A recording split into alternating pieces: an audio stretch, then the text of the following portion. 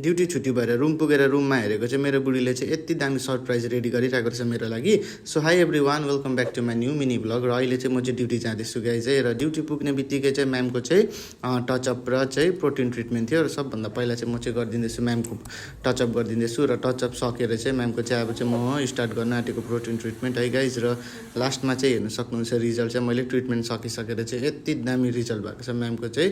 र यसको पछि चाहिँ थियो अझै एउटा हेयरकट है। र हेयरकट सकेर चाहिँ म्यामको चाहिँ कलर थियो एकजना म्यामको, र म्यामले चाहिँ वेट गरिरहनु भएको थियो। र यो काम सकेर चाहिँ म चाहिँ फटाफट घर जान आँटेँ किनभने आज चाहिँ मेरो बर्थडे थियो। र रुममा पुगेर चाहिँ यस्तो हेरेको चाहिँ मेरो बुढीले चाहिँ यति दामी सरप्राइज रेडी गरेर राखिरहेको रहेछ मेरो लागि। सो आज चाहिँ मेरो बर्थडे थियो है। र जतिजनाले पनि मलाई फेसबुकमा मलाई विस गरिदिनु भयो उनीहरूलाई चाहिँ मेरो मनबाट चाहिँ एकदम धेरै धेरै थ्याङ्क यू है। र आजको भिडियो चाहिँ कस्तो लाग्यो, मन पऱ्यो भने लाइक, सेयर, कमेन्ट, फलो गर्नुहोस् होला। आजको लागि चाहिँ यति नै। Thank you so much for watching.